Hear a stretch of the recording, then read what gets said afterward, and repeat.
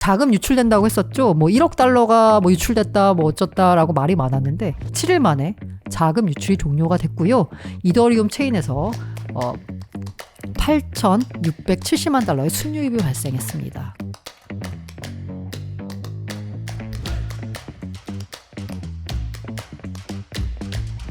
알고라님 미국 바이낸스 안 죽었다. 코인원 큰 그림 있나? 촬영 시각은 11월 1일 낮 12시 40분경입니다. 자, 거래소 얘기 좀 해보려고 갖고 와봤어요. 또 우연찮게도 해외 거래소인 바이낸스와 국내 거래소인 코인원 관련된 이슈가 있어서 들고 와봤습니다. 자, 일단 바이낸스부터 얘기해 볼게요. 바이낸스, 무려 미국 정부와 43억 달러, 5조 5천억 벌금 합의를 했습니다. 자, 그 벌금 합의에 대한 일반적인 평가가 이거예요. 자, 여긴 이제 제가 아시아 경제에서 갖고 와봤는데요. 아시아 경제는 크립토 전문 매체는 아니죠. 그러니까 조금 늦게 기사가 나왔습니다. 추락하는 바이낸스, 뜨는 코인베이스라고 해가지고요. 지금까지의 일반적인 평가를 전해줬습니다. 바이낸스 코인, BNB죠. 약세를 보였고요. 트러스트 원래 토큰도 가격도 지지부진하다라고 했고요. 코인베이스 점유율이 상승할 거다라는 전망을 내놨습니다. 지금까지 일반적인 평가입니다. 자, 실제로 보니까 코인베이스 주가가 훨훨 날았습니다. 자, 올해 주가가 3배로 뛰었습니다. 지금 현재 11월에 코인베이스 주가가 62% 올랐거든요. 그러다 보니까 올 들어서 3배 뛰었고요. 왜 증권사 애널리스트들이 목표 주가 제시하고 있죠. 그 목표 주가 평균, 컨센서스라고 하죠. 이게 약 84달러예요. 그런데 지금 현재 가격이 120달러 넘었습니다. 그러니까 애널리스트들이 제시한 목표가보다도 훨씬 더 높은 수준에서 거래가 되고 있는 겁니다. 그런데 참고로요, 제가 지난 시간에도 전해드렸는데 우리 코인베이스를 사랑하는 아크, 돈나무 언니의 아크 인베스트는 또 팔았습니다. 494만 달러 상당의 코인베이스 주식을 전날에 11월 29일 날 또 팔았거든요. 자, 판 걸 봤더니 11월 29일 기준으로 봤더니 로빈후드는 샀습니다. 바이. 그리고 토스트, 뭔지 모르겠는데 여기도 샀어요. 소파이, 여기는 암호화폐 지원을 중단한다고 밝힌 회사인데 여기는 샀어요. 근데 코인베이스는 팔았습니다. 아까 말씀드린 대로 소파이 제가 샀다 그랬죠. 150만 달러어치 추가로 매수를 했습니다. 근데 여기가 어떤 회사냐라고 보면 12월 19일로 암호화폐 서비스 중단한다라고 발표했어요. 근데 왜 서비스를 종료하는지는 밝히지 않았습니다. 그런데 여긴 사고 코인베이스는 팔았어?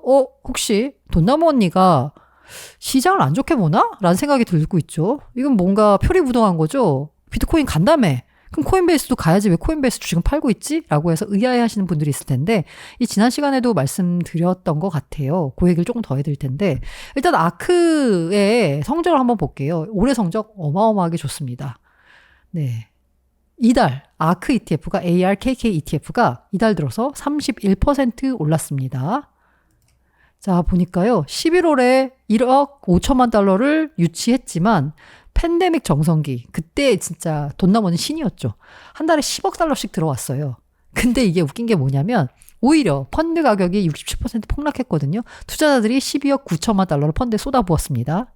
그런데 오히려 올해 성적이 좋아요. 그래서 본인이 투자한 원금보다 아마 올라온 것 같아요. 원금 회복하고 나니까 네, 오히려 최근에는 돈이 빠지고 있습니다. 자, 보시면 아시겠지만 이게 지금 수익률 같은 경우에 나스닥보다도 훨씬 더 좋아요. 보시죠. 11월 수익률 지금 어마어마합니다. 네.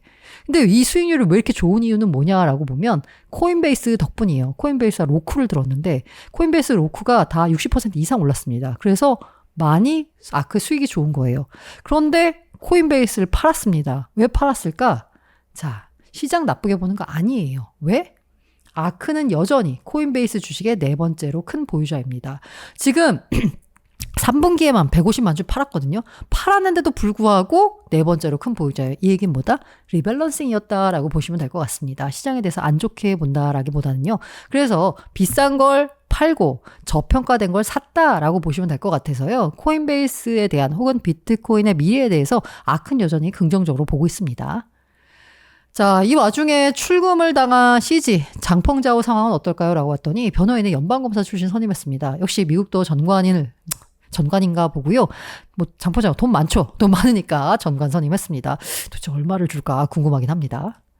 자, 그리고 시장은 벌금 합의에 대해서 환영하고 있고요. 이게 뭐 일반적인 평가입니다. 환영할 일이다. 이제 규제 속으로 들어왔고 바이낸스 리스크가 줄었다. 당연히 환영할 일이죠. 그런데 이때부터가 이제 또 뭔가 시장의 예상과는 다른 일이 펼쳐지고 있습니다. 일단 바이낸스 벌금 소식에도 불구하고 K3 리서치가 보고서 발표했는데 크립토 시장이 나쁘지 않았어요. 자, 바이낸스가 5조 5천억 벌금 냈어? 와, 심각하네. 라고 가격이 떨어진 게 아니라 야, 돈으로 때우자. 자, 최소한 미국 정부의 스탠스가 뭔지가 드러났냐라고 보면 돈 내면 봐줄게. 살려는 드릴게잖아요. 거래소 운영을 최악의 경우 중단하는 상황이 발생하지 않았고요. 돈으로 메꿔라로 끝났어요. 5조 5천억 어마어마한 숫자죠. 많은 그거 물고 나면 앞으로 영업은 지속할 수 있다는 거예요. 그렇게 판단하기 때문에 시장이 조금 직후엔 좀 떨어지긴 했지만 예상보다 떨어지지 않았습니다. 지금도 현재 38,000달러 안팎에서 거래가 되고 있는 걸로 봐서 바이낸스 리스크로 밀리지 않았어요. 그리고 바이낸스 같은 경우에 이제 규제 틀 안으로 점점 들어오는데 SEC가 이 BUSD 문제 삼았죠? 이거 6월 달인가 문제 삼았나요? 봄에 문제 삼았는데 이거 이제 중단하기로 했었고 실제로 중단을 하고요. 그리고 신입 CEO 같은 경우에는 리더십 재편 서두르지 않는다라고 바라면서 뭐였냐면 수익률 강력하다라고 했어요. 우리는 여전히 온전하다. 매우 중요한 부분이다. 그러니까 바이낸스가 5조 5천억 벌금을 내고 장펑자오가 CEO에서 물러났지만 우리는 여전히 강력하고 돈을 잘 벌고 있다라고 한 겁니다. 자, 실제로 보니까요. FTX 같은 경우에는 이게 나중에 이 자산 구성을 봤더니 이 거래소의 자산 구성을 봤더니 대부분이 다 FTT 자체 토큰이었어요. 그런데 절반 이상이 BTC와 USDT입니다. 자산을 669억 달러 보유하고 있어요. 굉장히 튼튼한 거죠.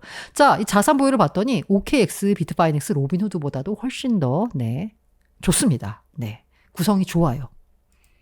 자, 그리고 자금 유출된다고 했었죠. 1억 달러가 유출됐다, 어쩌다라고 말이 많았는데 7일 만에 자금 유출이 종료가 됐고요. 이더리움 체인에서 8,670만 달러의 순유입이 발생했습니다. 그러니까 불안하네? 라고 자금을 뺄 사람들은 이미 다 빠졌고 7일 만에 다시 플러스 순증했다라는 거죠. 그리고 정부와의 마찰에도 불구하고 카이코 리서치 데이터를 보니까 여전히 시장 점유율 1등입니다. 바이낸스 23개 아더즈 여기 보시면 50% 여기 일단 약간 떨어졌어요. 근데 다시 올라왔습니다. 그래서 50% 왔다 갔다 하고 있습니다. 어쨌든 23개 합친 것보다도 약간 뒤지는 수준에 불과해요. 바이낸스는 여전히 1등이라는 거죠. 그리고 놀랍게도 코인베이스가 반사이익을 얻을 거라고 다들 봤거든요. 실제로 그래서 주가가 이번 달에만 11월에만 60% 넘게 오른 거고요. 그런데 오히려 바이낸스 합의 후에 봤더니 주가는 올랐는데 점유율은 떨어졌어요. 0.3%포인트 떨어졌습니다. 이게 뭐지? 라고 봤더니 지금 이게 이제 미국 정부의 태도가 아까 미국 정부 합의에서 SEC가 빠졌잖아요. 이 SEC의 태도가 지금 대체로 돌아가는 꼴을 보면은 야 이제 바이낸스 죽이고 코인베이스 밀어주는 건가? 라고 싶은데 SEC의 경우에는 이게 밀어주는 게 아닌가 싶기도 하고 소송은 계속 이어지고 있고 뭔가 CEO에 따르면 18개월 어떤 피드백도 주지 않고 있고 그러니까 우리가 바이낸스 벌금 합의 이후에 천문학적 벌금 합의 이후에 당연히 예상했던 바이낸스 지고 코인베이스 뜬다라고 봤지만 생각보다 코인베이스는 뜨지 않고 바이낸스는 생각보다 훨씬 더 견고하다라고 뭔가 시장을 해석할 수 있을 것 같습니다. 자, 그리고 이거 한편인데요. 필리핀 증권 당국이 바이낸스를 사용 유도할 시에는 최대 21년 징역형을 때리겠다라고 했어요. 이런 뉴스에 대해서 시장 반응이 뭐였냐면 야, 이제 필리핀도 미국 정부가 지금 바이낸스 때려가지고 43억 달러 받았잖아요. 필리핀도 역시 이제 미국 정부를 본받아서 이 바이낸스 때려가지고 어떻게 한번 뭔가 세금을 좀 뜯어버리려는 거 아니냐라고 평가가 나오더라고요. 그렇기 때문에 이제 바이낸스 같은 경우에는 전 세계 규제 당국에서 어쨌든 규제 철퇴를 막겠지만 지금 현재 일단 미국은 봐주는 상황이기 때문에 영업은 이어갈 거고 바이낸스의 점유율 1등은 상당히 견고할 거다. 다만 옛날처럼 압도적이지는 않을 것 같아요. 일종의 약간 평준화? 평준화라고 해야 되나? 어쨌든 1등은 있고 자잘한 2등들이 있는 상황은 이어지겠지만 그 1등이 엄청난 1등은 아닐 거다라는 상황을 예상해 봅니다. 어쨌든 생각보다 강합니다. 바이낸스. 그리고 우리나라 거래소 코인원 얘기해 보겠습니다. USDT 원화 상장했습니다. 저는 제 눈을 의심했습니다. 그것도 트론 네트워크로 상장했습니다. USDT를 신규 거래 지원한다고? 아니 업비트도 안 하는 걸? 이게 뭐지? 라는 생각이 들었습니다. 일단 처음으로. 자, 이에 대해서 USDT 원화 상장이 시사하는 바라고 해서 디파이 농부 조 선생이 일단 분석한 거에 따르면 일단 왜 트론 네트워크냐라고 봤더니 국내 거래소에서 주로 쓰는 게 트론이에요. 왜? 수수료가 싸니까. 이더리움 네트워크는 수수료가 비싸잖아요. 그래서 주로 우리는 트론 네트워크를 쓴다라고 합니다. 그래서 아마 트론을 지원하는 것 같고요. 자, 그리고 이게 USDT를 상장한 한번 다른 나라의 사례를 보자. 어떤 일이 펼쳐졌나라고 봤더니 중국 사례가 있더라고요. 중국에 해시키 거래소가 있는데 홍콩 금융당국으로부터 라이선스 취득하고 해시키 거래소 출시한 다음에 비트코인과 이더리움 페어를 홍콩 달러로 지원했지만 23년 10월부터 USDT를 홍콩 달러로 지원하게 됩니다. 그러니까 코인원이 USDT 원화 상장한 것과 마찬가지로 해시키가 USDT를 홍콩 달러 상장한 거죠. 다시 말해서 뭐예요? 이제는 환전 창구로가 됐다라는 겁니다. 자, 그래서 해시키에 어떤 일이 벌어졌냐라고 봤더니요. 해시키 거래소가 USDT를 홍콩 달러로 현금화할 수 있는 주요 창구사의 역할을 수행함으로써 특히 중국 내 거래소 이용자들의 수요가 증가한 것으로 해석할 수 있다라고 했습니다. 자, 이용자 수를 보니까 잠잠하다가요. 상장 이후에 여기서부터 꿈틀꿈틀 상장이 10월 24일 날 됐거든요. 여기서부터 꿈틀꿈틀 하더니 이제 점점 올라오고 있습니다. 그러니까 거래량이 는 거죠. 홍콩 달러를 환전하는 환전 창구로 해시키를 이용한 거죠. USDT 상장하니까. 그러니까 코인원도 원화 환전 창구로 하고 싶은 거 아니냐.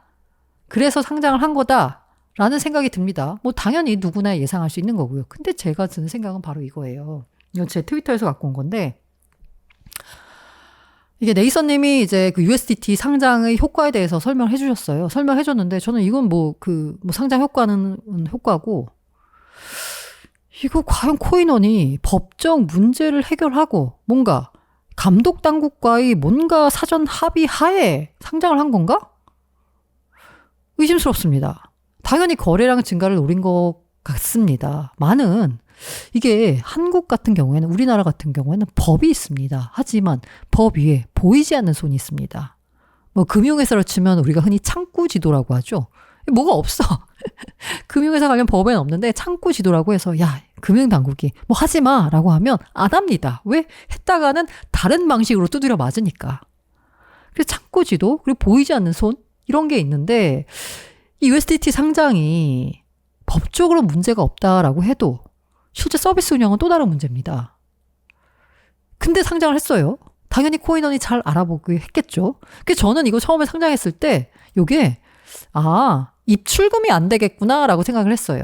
최소 출금은 안 되겠구나라고 생각을 했습니다. 이 출금은 일종의 다시 말하면 외화 유출이잖아요. 근데 입출금 다 되더라고요. 코인원이 다 뭔가 계산을 하고 한 건가? 사전에 합의를 한 건가? 의심스러운데 제가 왜 이런 의심을 하냐면 물론 코인원 정도 되는 회사니까 다 합의를 했겠지만은 코인원은 과거 전례가 있습니다. 이게 뭐냐? 코인원이요. 17년 12월까지 이 마진 거래 서비스를 제공했습니다. 그런데 아시다시피 17년 한 중반까지는 약간 정부가 손 놓고 있다가 17년 하반기에 너무 시장이 과열되니까 17년 12월부터 각종 규제를 쏟아내기 시작했습니다. 법을 마련한 건 아니고요. 이 말로 털었죠.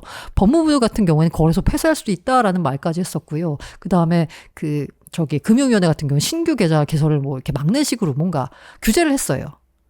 그러면서 경찰 같은 경우에 코인원을 도박장 개설 혐의로 수사를 했습니다. 그런데 3년 만에 결국은 그러니까 불기소 처분받았거든요. 불기소는 기소하지 않는다는 거예요. 근데 불기소 이유가 뭐냐? 없습니다. 이유를 밝히진 않았어요. 그런데 기소하지 않았어. 그러니까 당시에는 뭔가가 약간 뭔가 불편했기 때문에 이런 감독 당국이 이거 죄가 있다라고 수사를 했지만 결과적으로는 법리적으로는 문제가 안 됐던 거거든요. 그런데 서비스를 문제 삼으니까 서비스는 중단이 됐어요. 이 USDT 상장 역시 마찬가지로 법적으로는 문제 없는데 뭔가 불편해요. 이게 그리고 더군다나 우리는 IMF의 슬픈 기억이 있지 않습니까? 외환 관리가 굉장히 타이트합니다. 그런데 이게 된다고? 의심스럽습니다. 만약에 코인원이 된다라고 하면 당연히 업비트도 상장할 것 같고요. 업비트가 상장을 하게 되면 지금보다 호가창이 조금 더 줄어들겠죠. 게다가 아무래도 거래하는 사람이 많다 보니까 뭐랄까. 정상적으로 운영이 되고 거래량이 많이 실린다라고 하면 USDT 상장으로 김프 문제는 해결될 수 있을 것 같아요. 그런데 지금 현재 코인원 상장만으로는 사실 김프 문제 해결은 쉽지가 않고요. 지금 현재 USDT 자체에 김프가 끼어서 거래가 되고 있거든요. 그러니까 환율보다 더 비싸게 거래가 되고 있는 거죠. 그리고 코인원이 알아서 잘 했겠지만 제가 걱정하는 건 조만간 입출금을 제한을 하거나 혹은 출금을 제한을 하거나 혹은 서비스를 접거나 하지 않을까라고 좀 걱정이 염려가 되긴 합니다. 제발 뭔가 그냥 바라기로는 잘 안착이 되고 이렇게 코인원이 안착이 되면 업비트는 1등 사업자잖아요. 1등 사업자 역시 USDT를 상장을 해서 거래량이 활발해져서 약간 지속적으로 문제가 됐던 김치 프리미엄 문제가 해결됐으면 하는 바람입니다. 그리고 사실 저도 그래요. 이게 이렇게 보낼 때 주로 리플 뭐 이런 걸 활용하거든요. 그럼 리플을 사서 예를 들어 바이낸스를 보냈어. 보내가지고 리플 수수료 내야 되고 보낸 다음에 그걸 또 팔잖아요. 매수 수수료, 매도 수수료를 또 각각 내야 되는군요. 이게 아니라 그냥 테더로 보내면 팔지 않아도 되잖아요. 네, 그래서 네, 이게 잘 서비스가 정착되길 바라봅니다. 거래소 얘기 나와서 이제 업비트 얘기 하나만 더 해보자면요. 업비트가 스페이스 아이디 요거 상장했거든요. 비트코인 마켓에. 근데 이걸 봤더니 로건체인이 봤더니 다수 거래소 지갑에서 아이디 출금 트랜잭션이 발견했다라는 겁니다. 이게 뭐예요? 보따리꾼이 아직까지 엄청나게 많다라는 거고요. 일단 업비트에 상장한다 그러면 보따리꾼이 어마어마하게 활동을 합니다. 그러니까 여러분 혹시라도 이 보따리 장사해가지고 뭘 먹겠다라고 하시는 분들은 이 전문적으로 하는 사람들보다 손이 느릴 수밖에 없어요. 이분들은 아마 프로그램 돌릴 거거든요. 그러니까 함부로 이 보따리 장사에 참전하지 않기를, 괜히 참전했다가 고점 매수, 저점 매도하는 효과가 날지 모르니까요. 하여간 지금 현재 업비트의 위상은 여전히 보따리꾼이 활개를 칠 수 있을 정도로 시장의 절대 강자 역할을 하니까 업비트 프리미엄이 작용할 정도로 하니까 혹시 보따리 장사하실 때는 조심하셔라 라는 말씀 드리고 싶습니다.